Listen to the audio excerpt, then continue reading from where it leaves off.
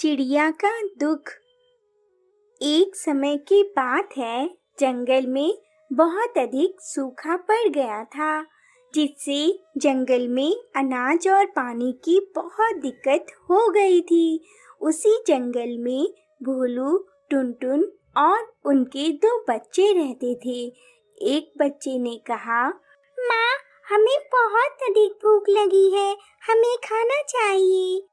यह सुन टुनटुन ने भोलू से कहा, भोलू जी, जंगल से कुछ खाने को ले आइए। यह सुन भोलू ने कहा, तुम तो जानती ही हो, जंगल में सूखा पड़ने के कारण अनाज का एक दाना भी नहीं मिलता है, और जो अनाज हमारे खेतों में थे वह तो हम पहले ही खा चुके हैं। इसलिए अब जब बारिश होगी तभी हमारी समस्याओं का समाधान होगा। उनमें बातें चल रही थी, तभी वहाँ चिंटू चील आ गया और बोला, भोलू, तुमने मेरा बहुत सा अनाज और फल लिया है। मैं अब उन्हें वापस लेने आया हूँ। मुझे यह अनाज और अभी चाहिए। यह सुन भोलू ने कहा, चीन जी, आप तो जानते ही हो, जंगल में अभी सूखा पड़ा है, जिससे अनाज और फल जंगल में नहीं बचे हैं। कृपा कर हम पर दया करें और मुझे कुछ समय की मोहलत दे दें। मैं आपका सारा अनाज और फल लौटा दूंगा। यह सुन चिंटू चील ने कहा, नहीं नहीं, मैं यह सब नहीं सुनना चाहता हूँ। मैं यह पिछले 6 महीने से सुन रहा हूँ।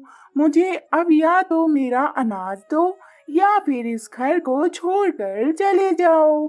यह सुन टुनटुन ने कहा, कृपा कर हम पर दया करें, हमारे दो छोटे छोटे बच्चे हैं, हम इन्हें लेकर कहाँ जाएंगे।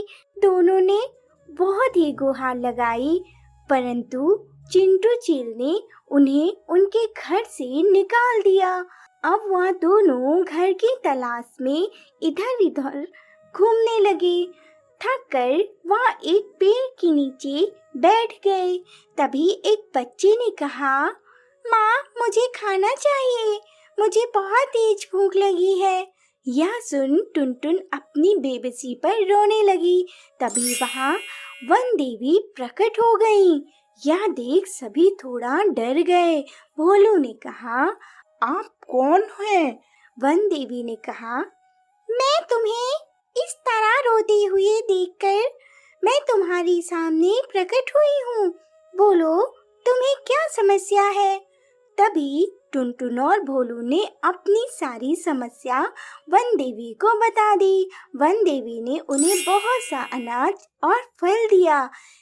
यह देख दोनों बहुत ही खुश हो गए और भोलू ने कहा, हमारे ही जैसा हाल कई पक्षियों का भी है। जंगल में बहुत अधिक सूखा और अकाल पड़ा है। यह सब कब खत्म होगा? हमारे जंगल में कब बारिश होगी? वन देवी ने कहा, तुम चिंता मत करो भोलू, 2 दिन बाद हमारे जंगल में बहुत तेज बारिश होगी और फिर सारी समस्या का समाधान जाएगा। तुम यहाँ अनाज और फल ले जाकर चील को दे देना और अपना घर उससे ले लेना। इतना बोलकर वन देवी गायब हो गई। दोनों ने चील से अपना घर ले लिया। 2 दिन बाद जंगल में बहुत जोरों की बारिश हुई और सभी नदी तालाब फिर से भर उठे और जंगल में पानी और खाने की समस्या भी खत्म हो गई।